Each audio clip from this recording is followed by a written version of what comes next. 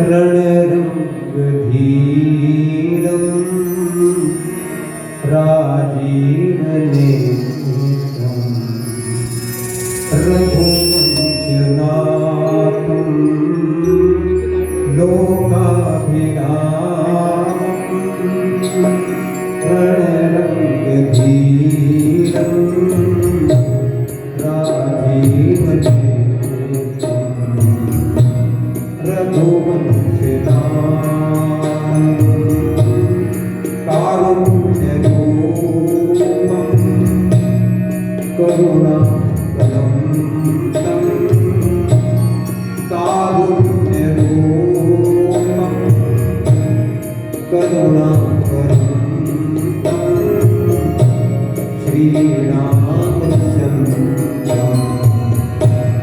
शरणं प्रपद्ये। हाथ जोड़कर सभी अपने हृदय की गहराइयों से सभी वंदन करते हुए हमारे साथ आइए भोले बाबा के चरणों में प्रणाम करें। कर्पूर गौरम करुणावतारम संसार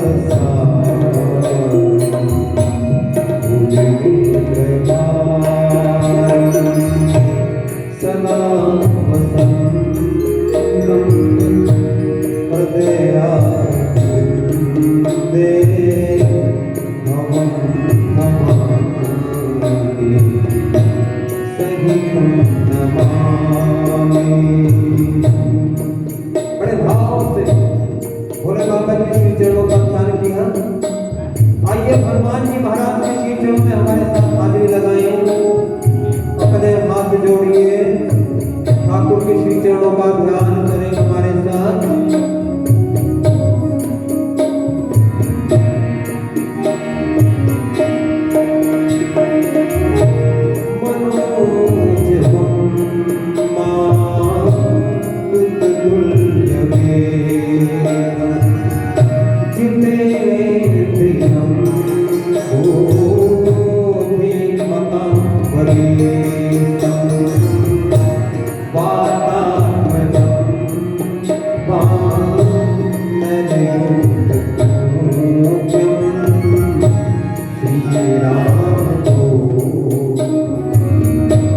शरणं प्रपद्ये श्री राम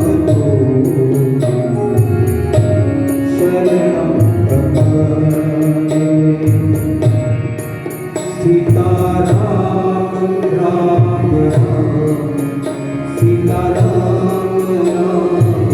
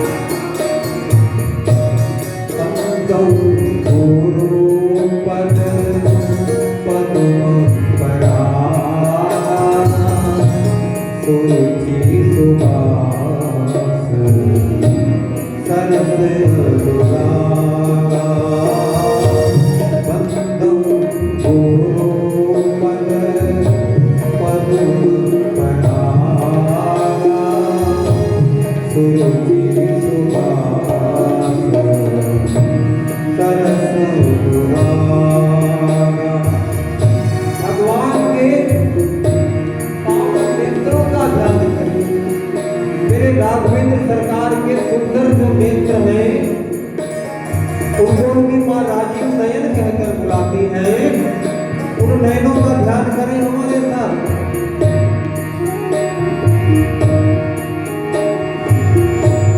राजीव नयन हरे हंसायक भगति विपदे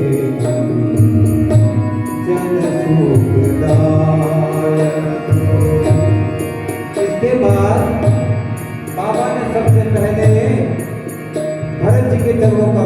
किया है। प्रणव भरत के चरणा जासुने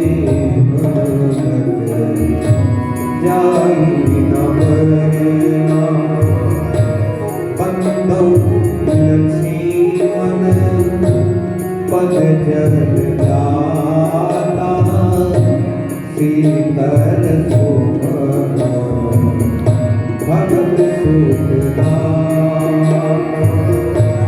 ऋतु सुमन पद कमल नमामि सूर सुशील भरत हनुमानी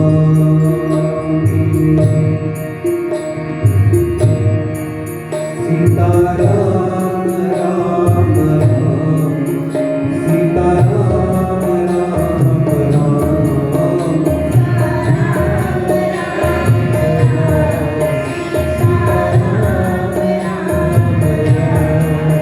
सीताराम राम राम सीताराम राम राम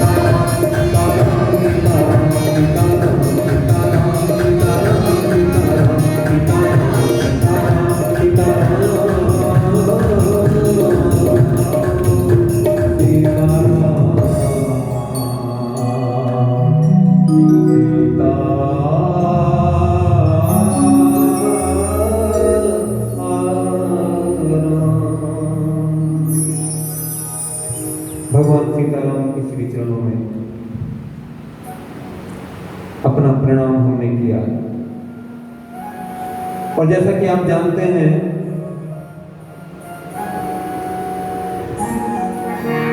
कल हमने हनुमान जी महाराज के प्राकट्य के विषय में बातें की। हनुमान जी ने जन्म के हनुमान जी के क्या कारण, ऐसी क्या बात हुई कि भगवान शिव को राम जी का साथ देने के लिए धरती पर आना पड़ा। आपको बात याद है, जैसा कि मैंने आपसे बताया था, भगवान राम का जन्म हुआ तो भगवान शिव ने मां से कहा कि मुझे जाना पड़ेगा क्योंकि मेरे आराध्य ने जन्म लिया है, इसलिए भगवान उस स्वरूप में आए। और उसके बाद एक वर्णन आता है कि भगवान शिव ने मदारी का रूप रखा और हनुमान जी को बंदर बना के राम जी के पास ले गए। वर्णन आता है बड़ा सुंदर। उसके बाद भोले बाबा चले गए, परंतु उसको बानर इतना पसंद आया राम जी को। राम जी ने कहा कि मुझको तो ये बंदर चाहिए।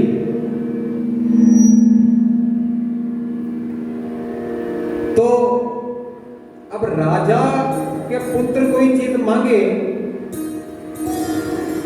और वो उसको ना मिले, ये तो हो नहीं सकता।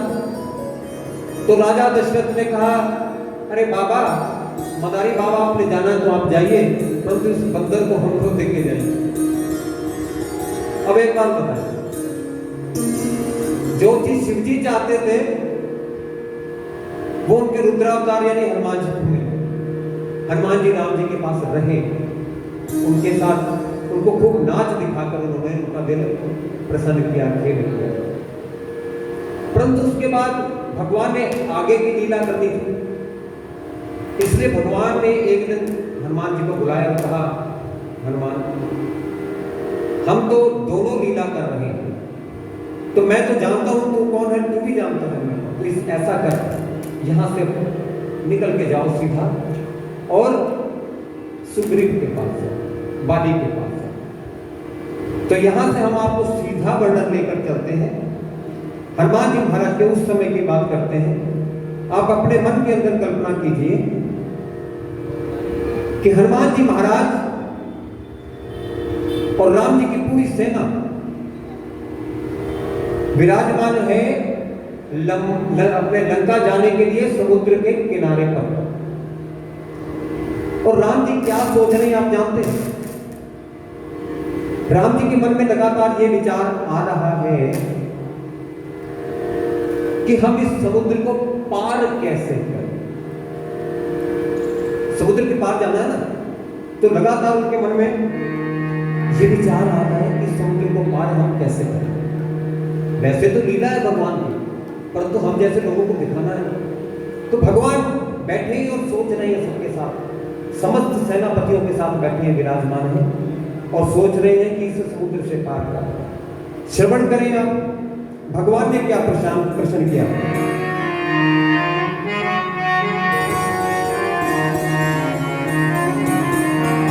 सुन कपीश लंकापति वीरा, केहि विदित रही जलधि गंभीरा।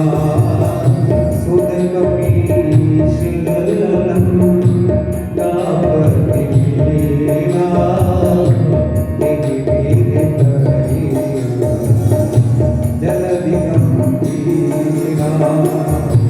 संकुल मकर उलग झष जाति, अति अकाल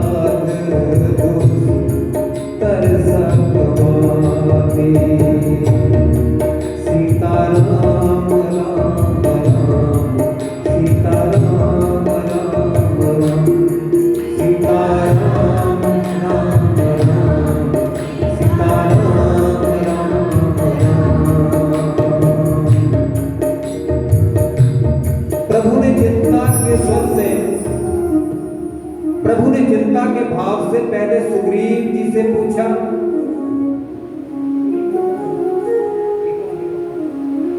प्रभु ने पहले चिंता के भाव से सुग्रीव जी की ओर देखा।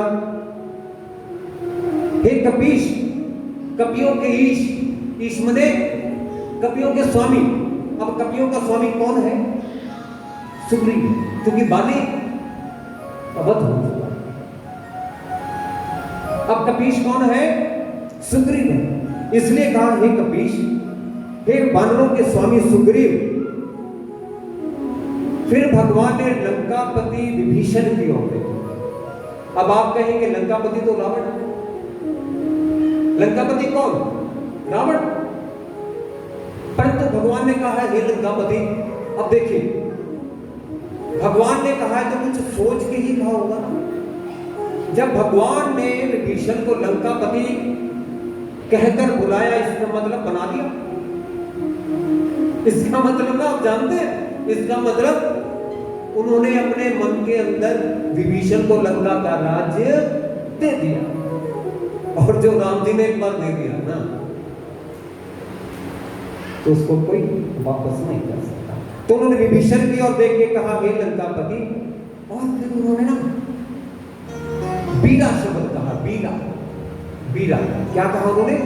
सुन कपीश, लंकापति बीरा।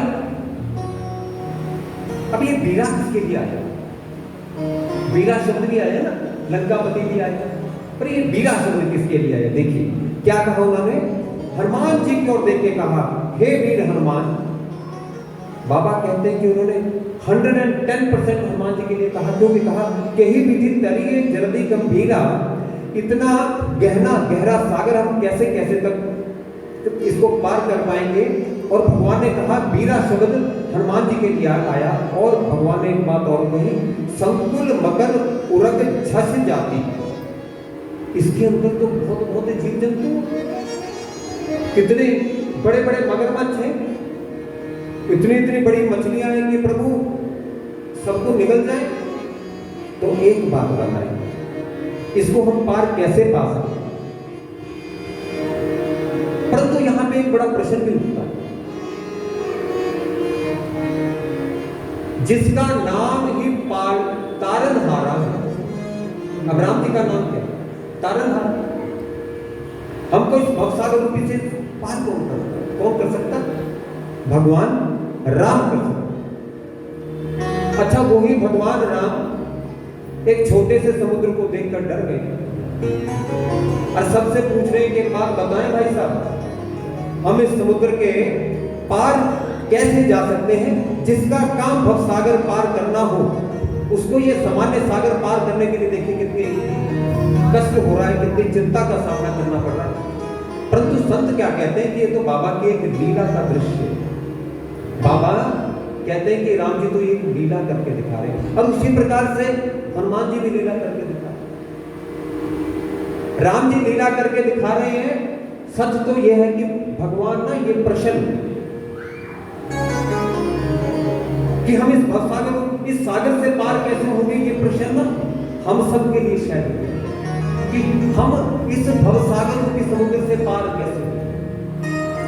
हम सब कहां फंसे बताइए? इस भवसागर के समुद्र में फंसे।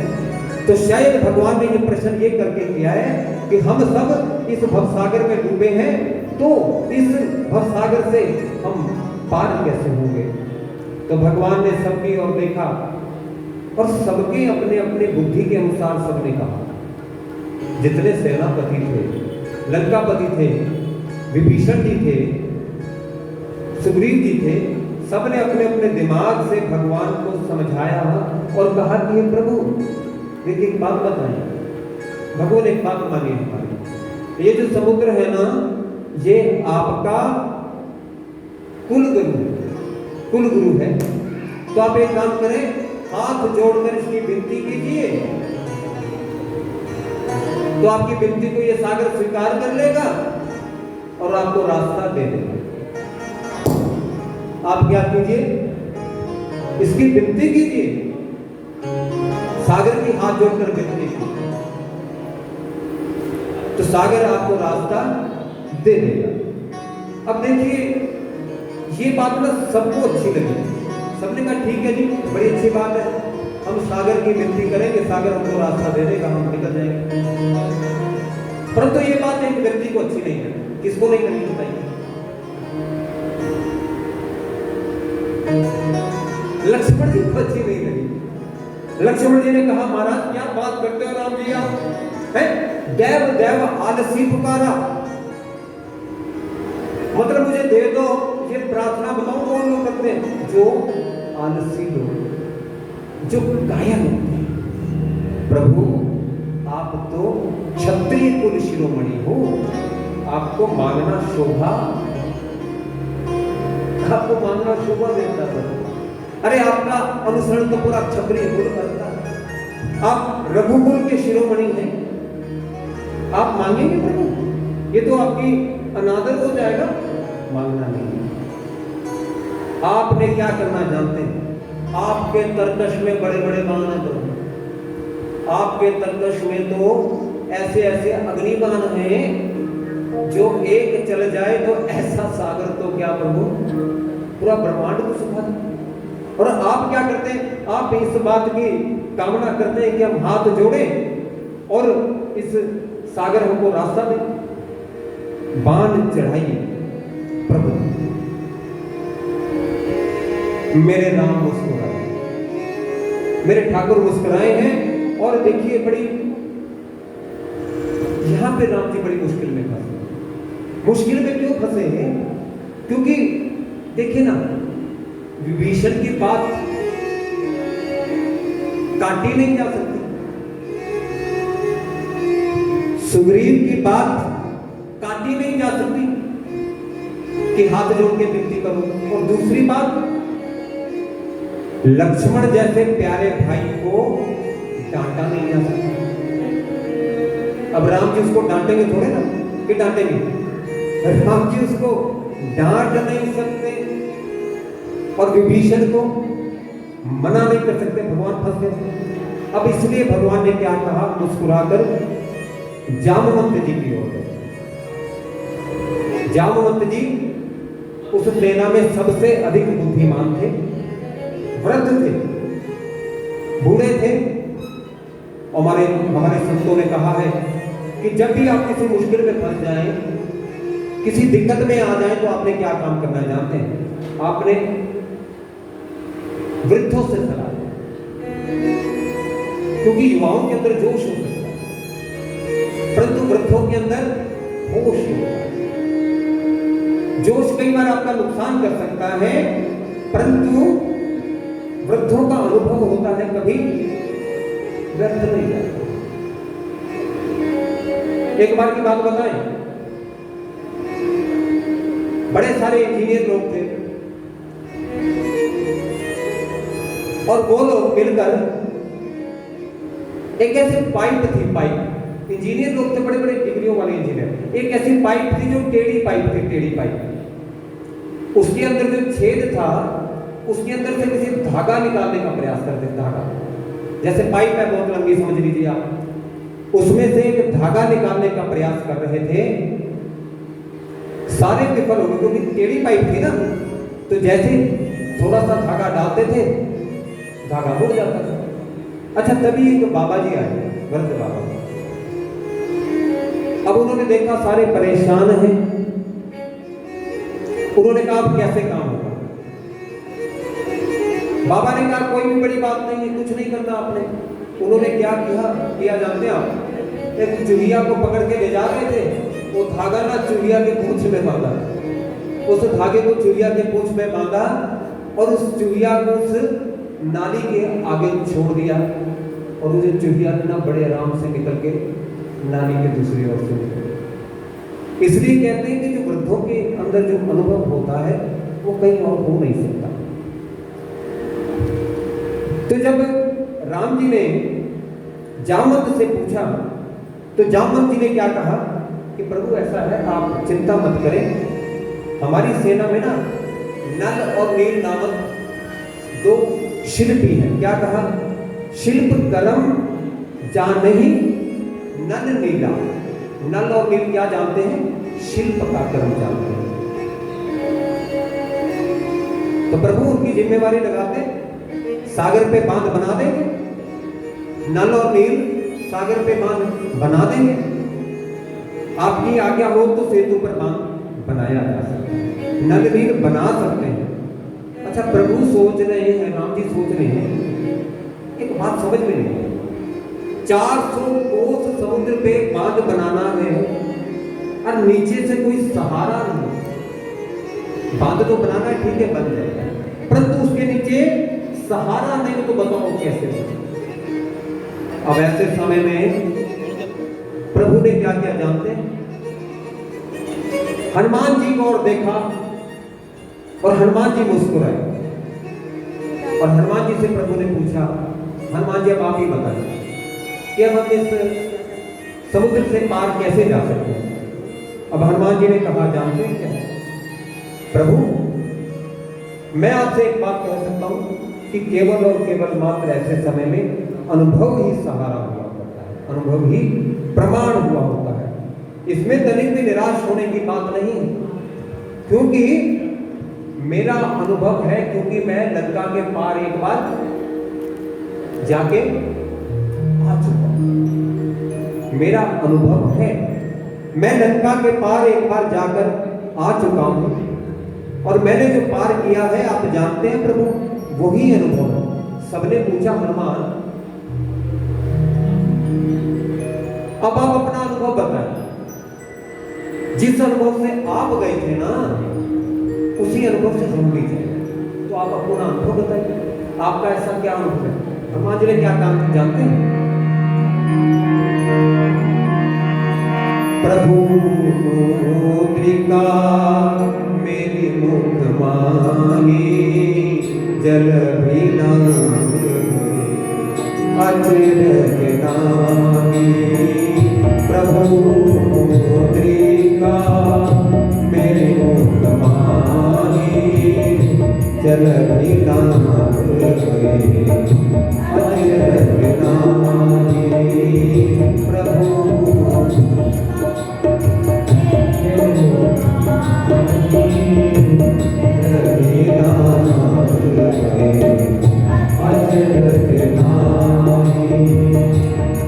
सीता राम राम राम, सीता राम राम राम,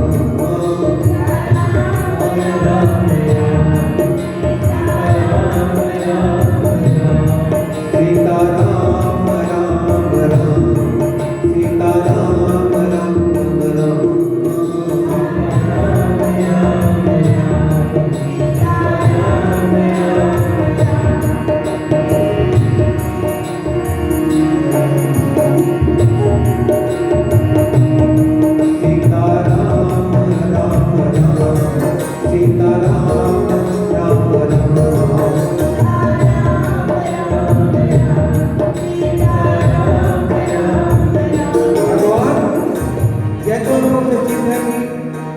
आपके नाम की महिमा, ऐसा एक समुद्र तो क्या, ऐसे हजारों समुद्र हम पार कर सकते हैं। आपके नाम की महिमा ही ऐसी है कि इससे हम ऐसा ही समुद्र तो क्या, ऐसे हजारों समुद्र को पार कर सकते हैं। और संत ये भी कहते हैं, भगवान नाम में बेशक कुछ लोगों को तारा होगा, परंतु जो भगवान का नाम है ना, आज तक सब लोगों को तारा, हम जैसे लोगों को आज तक तारा। इसलिए क्या कहते हैं, देखिए, कलयुग केवल नाम आधारा, कलयुग केवल नाम आधारा, सुमिर सुमिर उतरे पारा।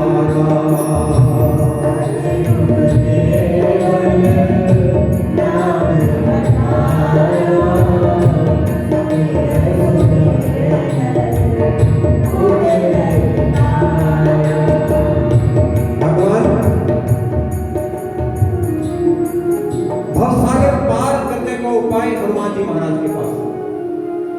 इसलिए क्या कह सकते हैं आप कि यदि भवसागर से पार होना हो तो उसको आप पाए किसके पास है? हनुमान जी। परंतु मैं आपसे एक प्रश्न पूछता हूं कि यदि हनुमान जी को प्राप्त करना हो तो उसको पाए बस प्रश्न है ना कि भवसागर को पार करना तो ठीक है, मान गई हनुमान जी का, हनुमान जी के पास उसका उपाय, परंतु अब आपने यदि हनुमान जी को प्राप्त करना हो तो उसका उपाय क्या होगा? अब संत यहां बात करते हैं, गोस्वामी जी एक बात करते हैं कि यदि आपने हनुमान जी को प्राप्त करना है तो एकमात्र उपाय है हनुमान चालीसा। केवल और केवल एकमात्र उपाय है हनुमान जी की वंदना। हनुमान चालीसा जी का पाठ आप नित्य करते हैं तो हनुमान जी अवश्य प्रसन्न होंगे, क्योंकि हनुमान जी महाराज की हनुमान चालीसा हनुमान जी का सिद्ध मंत्र है, हनुमान जी महाराज का सिद्ध ग्रंथ है और हनुमान जी महाराज से मिलाने के लिए सिद्ध पंथ है। देखिए दुनिया में, विश्व में कोई भी हिंदू हो, चाहे वो दुनिया में के विश्व में किसी भी कोने में रहता हो, वो 3 मंत्र अवश्य जानता है, 3 मंत्र अवश्य जानता। कोई भी हिंदू दुनिया में कितने वर्षों से बेशक बना रहता है, 2-3 चीजों को अवश्य जानता। क्या क्या चीजें जानता? एक तो जो वेद का महामंत्र है गायत्री महामंत्र,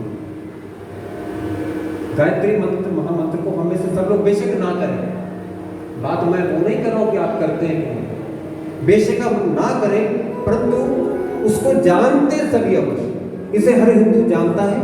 और यदि आप विदेशों में जाकर भी किसी बालक से पूछे ना बेटा कोई कविता सुनाओ, तो जानते क्या कहता है?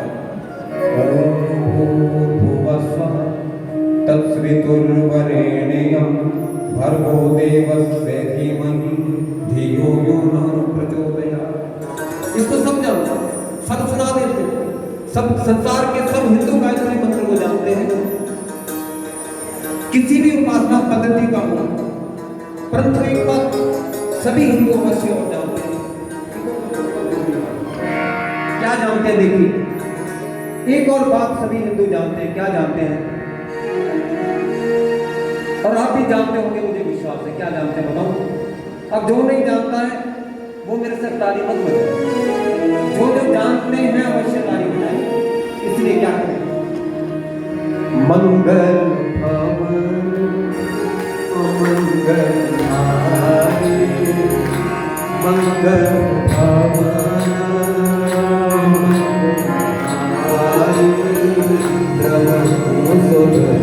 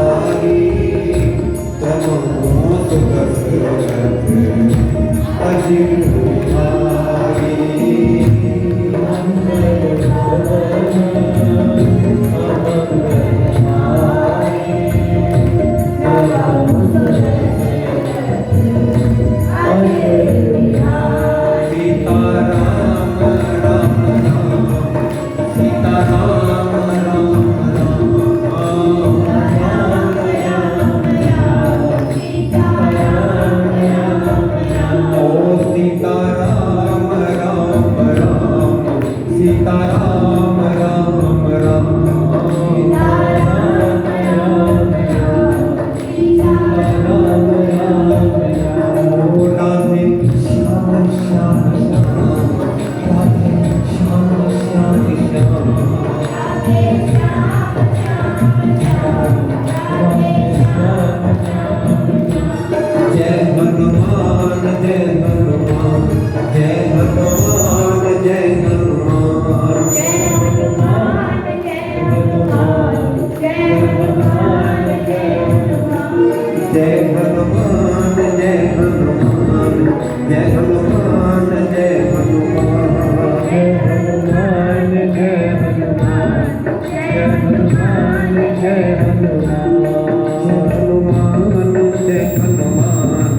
जय हनुमान जय हनुमान जय हनुमान जय हनुमान जय हनुमान जय हनुमान।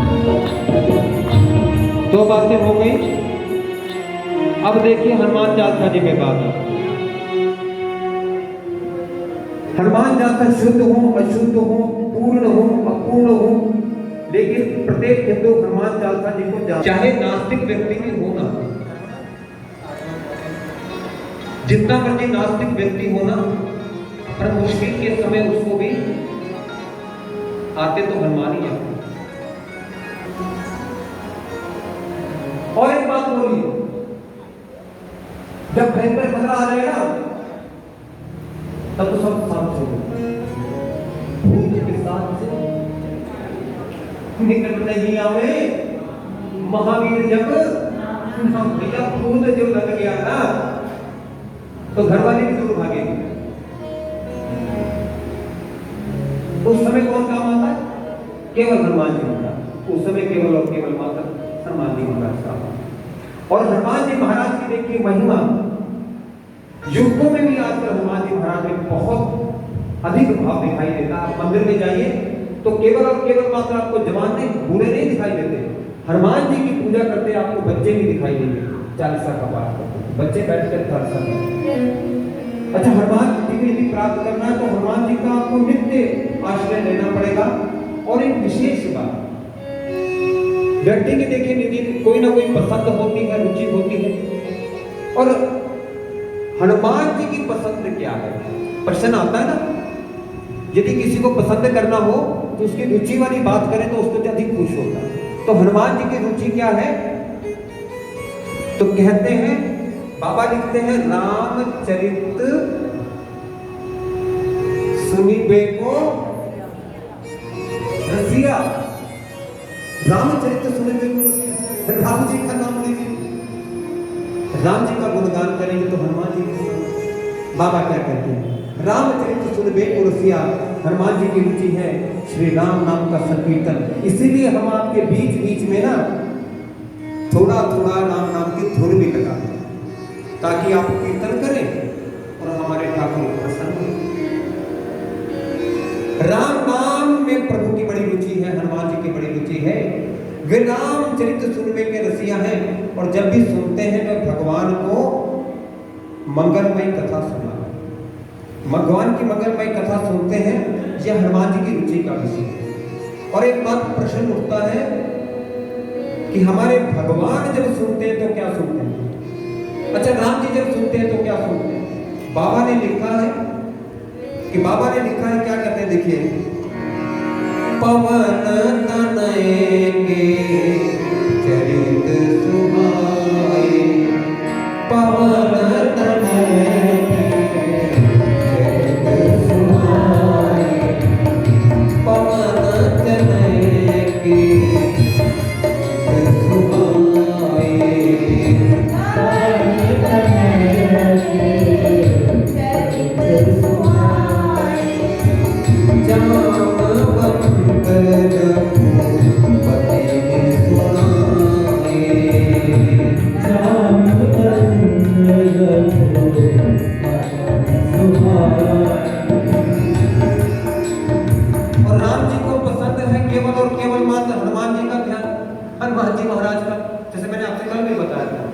युद्ध के बीच में, बड़े युद्ध के बीच में जामवंत को बुलाकर कहते हैं, मुझे हनुमान के बारे में बताओ। आप एक बात बताएं मुझसे, क्या युद्ध के बीच में कोई ऐसी बात करता है कि युद्ध की बातें छोड़ो, मुझे तो मेरे बेटे की कर्तव्य बताओ। इससे क्या बात स्पष्ट होती? देखिए, भगवान जब भी सुनते हैं, हनुमान जी का चरित्र सुनते हैं और जब भी अपने श्रीमुख से सुनाते हैं तो केवल हनुमान जी महाराज की कथा सुनाते हैं। जानते हैं, जब भी भगवान सुनाते हैं, भोले बाबा सुनाते हैं, गिरिजा माँ से क्या सुनाते हैं? हनुमान जी महाराज की कथा। क्या करेंगे?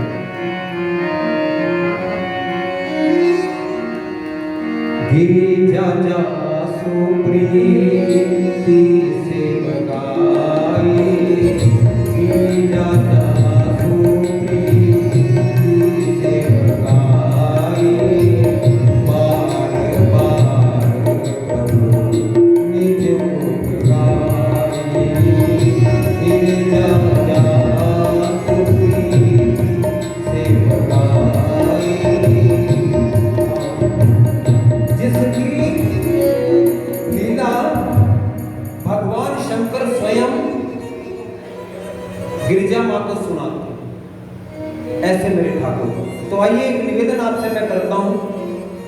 जब भी हनुमान जी महाराज को कुछ सुनने की इच्छा होती है तब श्री राम कथा का आयोजन होता है।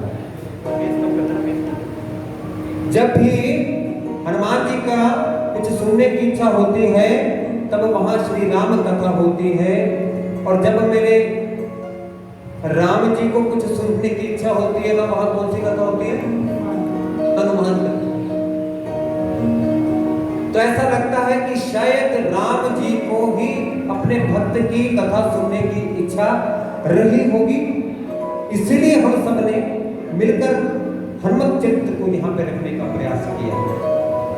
और इसी प्रकार से यदि हमने हनुमान जी को पाना हो तो आप देखिए, क्योंकि बाबा ने कहा है कि हनुमान जी का ये सिद्ध मंत्र है, सिद्ध ग्रंथ है, और भगवान शिव और पार्वती जी इसके साक्षी हैं, क्योंकि बाबा ने लिखा है होय सिद्ध साखी गौरीसा, गौरीसा, होय सिद्ध साखी गौरीसा।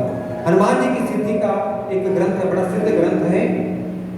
और इसलिए हम क्या कहते हैं, भगवान के श्री आशीर्वाद से भरा हुआ है, सभी मनोकामनाओं को पूर्ण करने वाला इस ग्रंथ को हनुमान चालीसा को बताया है। बाबा ने लिखा है अष्ट सिद्धि नौ निधि विधाता, अष्ट सिद्धि नौ निधि विधाता, असवर दीन जानकी माता, अष्ट सिद्धि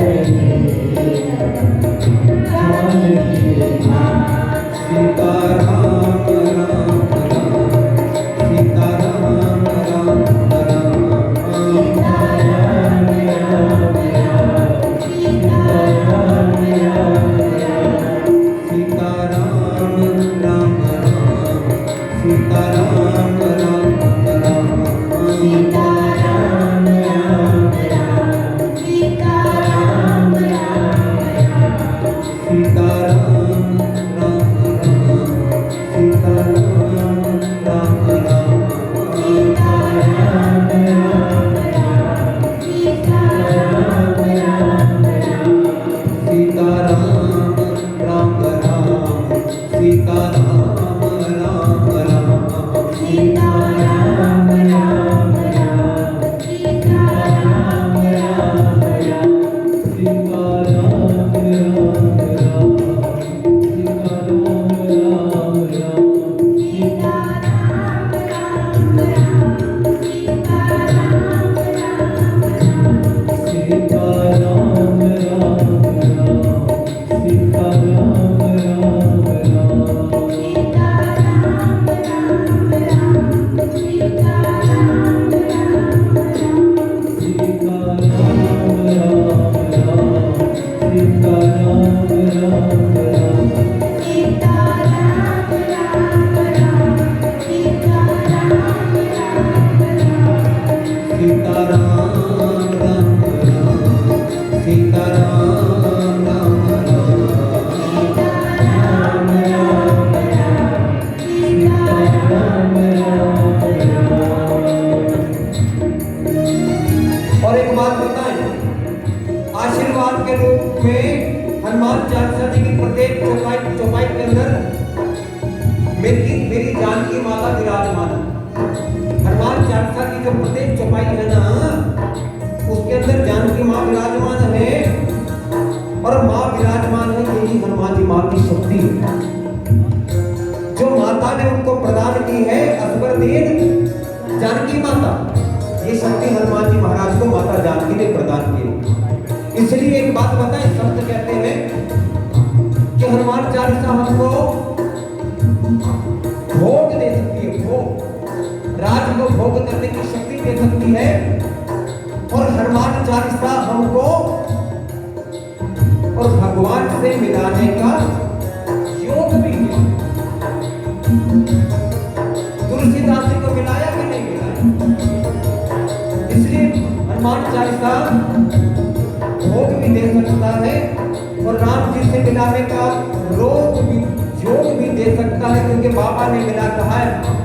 राम मिलाए राजपथ दीना राम मिलाए राजपथ दीना राम मिलाए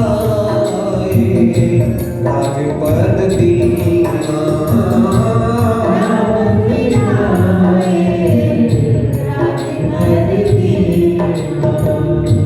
हनुमान चालीसा भक्ति भी देता है, मुक्ति भी देता है, परलोक भी संभालता है, इस लोक को भी संभालता है, सब प्रकार के लोगों को संभालता है और भव लोगों को दूर करने वाला एक महामंत्र। और एक बात बताएं, हनुमान चालीसा को करने की कोई विशेष विधि नहीं है। इसकी विशेषता क्या है? इसमें किसी प्रकार के अनुष्ठान को करने की जरूरत नहीं। जैसे किसी और देवता का आपने पाठ करना हो ना, तो आपको बहुत सारे तरीके करने पड़ते हैं। अगर जो आप शुद्ध रूप से नहीं करते तो हो सकता है भगवान नाराज हो जाए। परंतु हनुमान चालीसा पढ़ने के लिए इस प्रकार से किसी भी प्रकार के बंधन की आवश्यकता नहीं। उसके मंत्र ही उसकी आहुति डालते हैं ना, उसके मंत्र ही उसकी आहुतियां हैं। और इसलिए संत कहते हैं कि हनुमान चालीसा के सारे विधि विधान, सारे नियम, सारी व्यवस्थाओं से गोस्वामी जी ने इसको दूर कर दिया। हनुमान चालीसा पढ़ने का कोई नियम नहीं है, बस केवल एक नियम है। जानते क्या नियम? जानते क्या नियम हनुमान चालीसा का?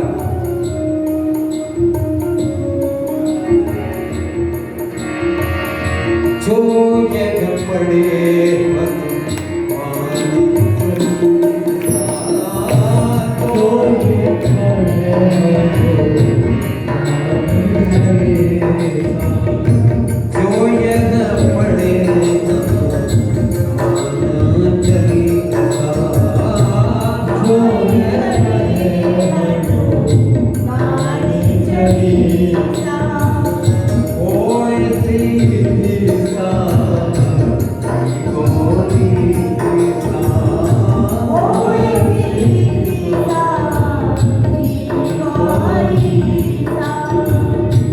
गोस्वामी जी ने कहा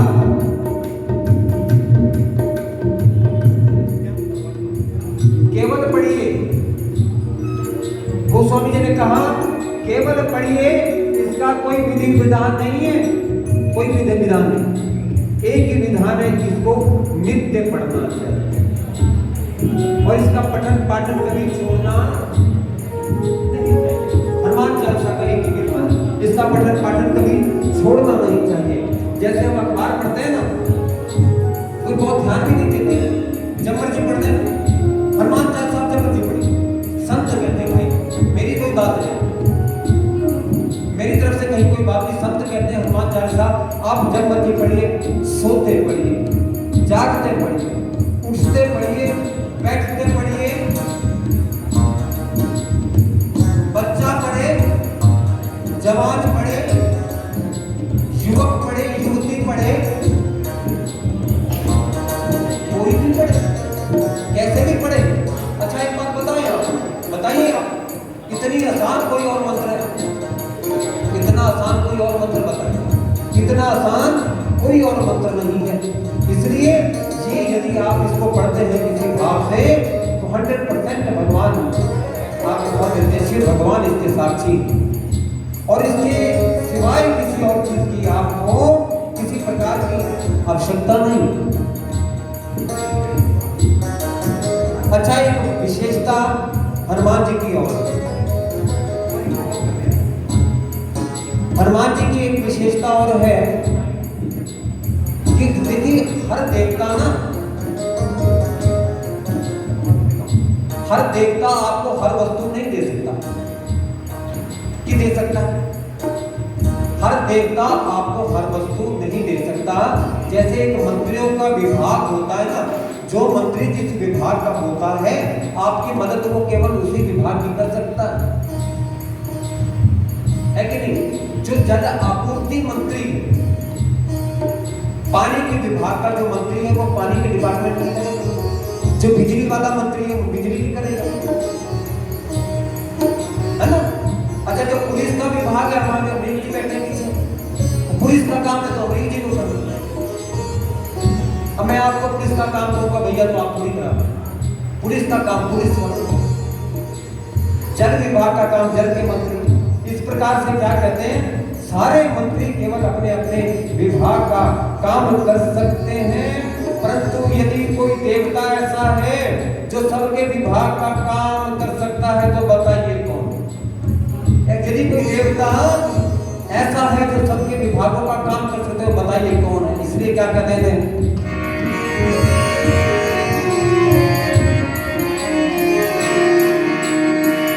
और देवता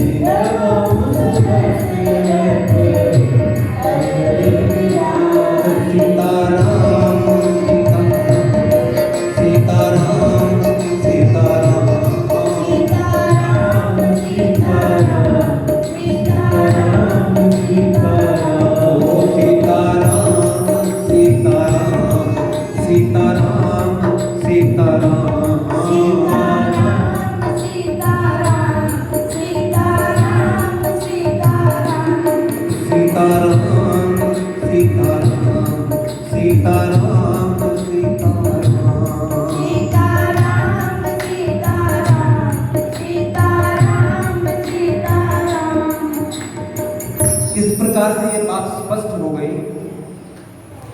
कि यदि सभी सुखों को प्राप्त करना है तो केवल और केवल मात्र हनुमान जी के चरणों की आपको आराधना करनी है। क्योंकि संत कहते हैं कि हनुमान जी केवल देव थोड़े ना, बाकी सब तो देव है ना, परंतु हनुमान जी देव नहीं है, बल्कि क्या है, देवाधिदेव। हनुमान जी महाराज देव नहीं है, देवों के देव है। इसलिए संत क्या कहते हैं, इसलिए आप जो चाहें इनसे मांग सकते हैं। अरे संकोच